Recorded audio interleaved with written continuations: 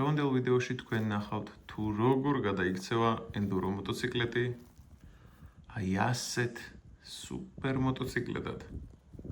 ამ დღის მონსტრის კუჩის მონსტრად გადასახსნელად დაგჭირდება შემდეგი რაღაცები. სუპერ მოტოს დისკები, თავის საბურავების გაუძლებლად, რა თქმა უნდა, შირნეტიანებია ესენი, DID-ის უმთავრესი სტიკერები. ეს არის Red Bull-ის მე მგონი Champion Edition-ი ქვია ამ სტიკერებს. მე რო ვკითხოთ ძალიან აიკონიკ და ძალიან ლამაზი სტიკერებია. მენა გახატავს. ხალხთან შედარებით ბევრად ლამაზი იქნება. გლუშიტელი ეს ცოტა დაკაწრული არის. ენდუროში არა უშავს, მაგრამ კუჩაში უფრო ლამაზი იქნება. ახალი არ ვიცი ამას რა ქვია, ფერცა და სმიდის. გურუს შეფინდა გამომდინარე ცოტა ნაცვეთია. სკამზე ორი არჩევანი მაქვს. ანუ ფერსოყენებ, ანარა და შავი უნდა გადავაკეთო. ეგრე და დავიწყოთ, ხა? პირველი დავიწყებ პლასტმასების მოხსნით ფლიანად.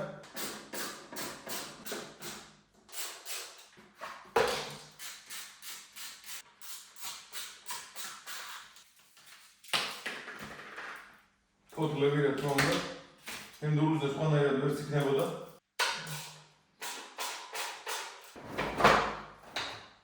გლუჩიტელს მოხსნი. გლუჩიტელს ქართულად გამშვი. და ჩავანაცვლებ ახლა.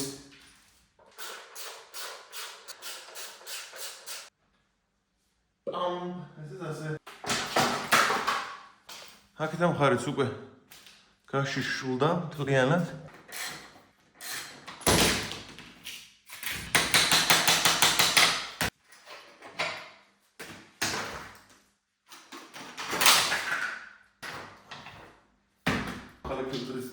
ეს უკვე ჯუჭრიანია. ორტაქტიან ძრავზე ძალიან დიდი მნიშვნელობა აქვს აერის ფილტრის სისუფთავეს რა. პლუს მაგას ნორმალურ დაზეთვას, იმიტომ რომ ეს ზეთი იცავს ჯერ ერთი მტვრის ნაწილაკებისგან და ისე ვეღარ შედის როგორც შრალის შემთხვევაში. და პლუს მაგას twins ენდუროში დადის. იმათთვის ძალიან კაია, იმიტომ რომ წყალში რო ჩავარდე, რამოდენიმე წამი მაინც იცავს ისეთივე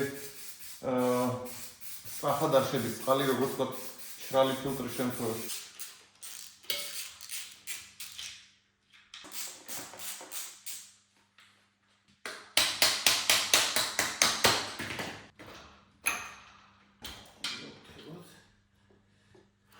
აი ეს დარჩა იმისგან, რაც წეღან იყო. საერთოდ ყველაფერი დავხსენით. ეხლა დავიწყებ უკვე საბურავების დაყენებას.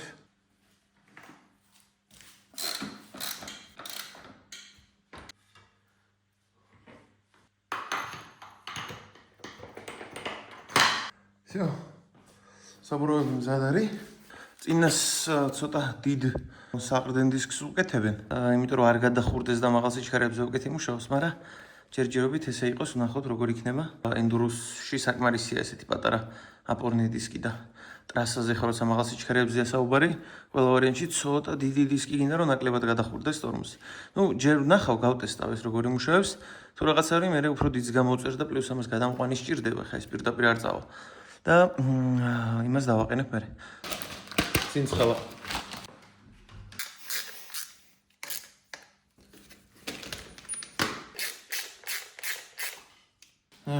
როგორი ცინცხალა.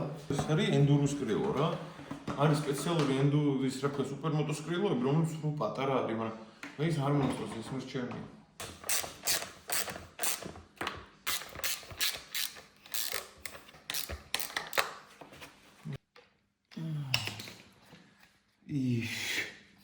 და ნახე ყველაზე кайფი. ცინცხალა.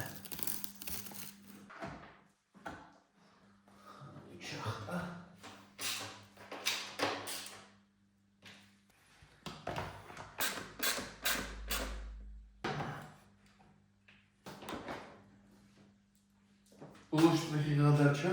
სკანი თუ მოხდება. მაგრამ მორჩა მამაცო. всё, ეგ არის. ძმაგაცო მამაცო. მგონი ხირდა წვალებად. წავედით ახლა ჭუპა გავაკეთოთ და მერე გავიდეთ გასატესტად.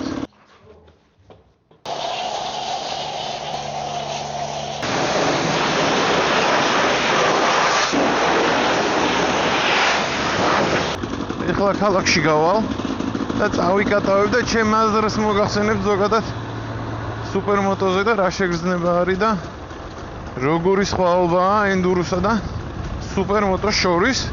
Ну, პლუსებს და მინუსებსაც რა თქმა უნდა ვიტყვი. ოპა. აი, პირველი პლუსი უკვე გამოჩნდა. გონია რომ ეს ისეთი მოტო არის, ისეთი ხულიგანი მოტო არის.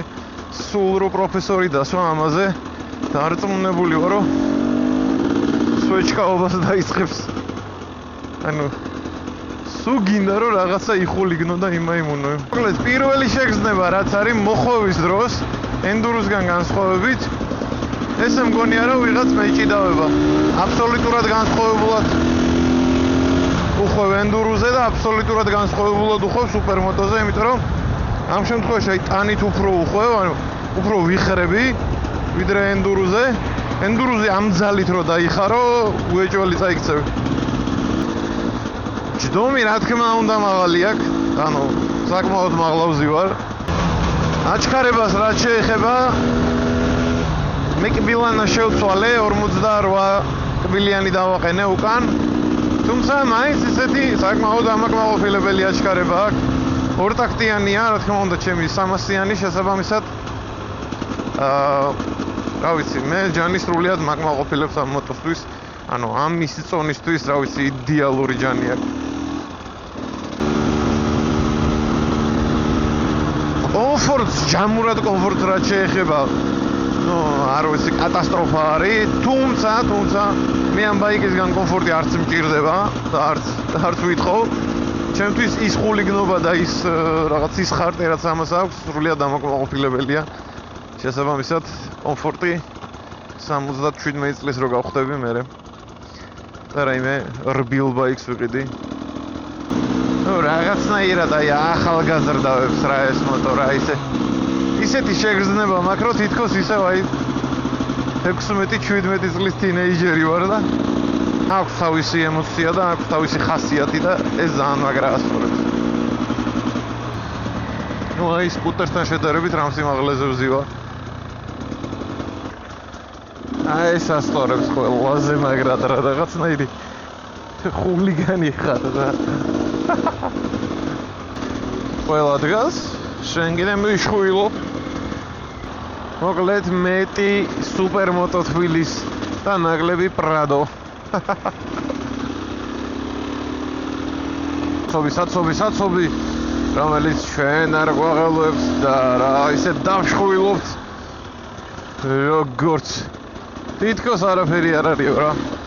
მოკლედ ვისაც საცობისგან განთავისუფლდება, ოპა, არც ბორდიურები არ გვაშინებთ. კინაღამს არ კედაკარგა ძმა. ოცო ჯიგარო. მადლობა ძმა. დადამ. ზიტყვით ეს მოტო არის იმ ადამიანებისთვის, ვისაც უნდა რომ ახალგაზრდად იგრძნოს თავი, ცოტა უფრო ხულიგნური ტიპია, არ აქვს არანაირი კომფორტი, ანუ მაგისი ილუზიაც კი არ გქონდეთ რომ კომფორტულია ასე შემდეგ. თუმცა არის საოცარი ხასიათის, საოცარ განწყობაზე მოყავხარ. რა ვიცი, აი რაღაცნაირი ხულიგანი ხდები რა ეგრევე რა. სულ გინდა რომ რაღაცნაირად ისვეჩკავო და მსგავსი რაღაცეები აკეთო.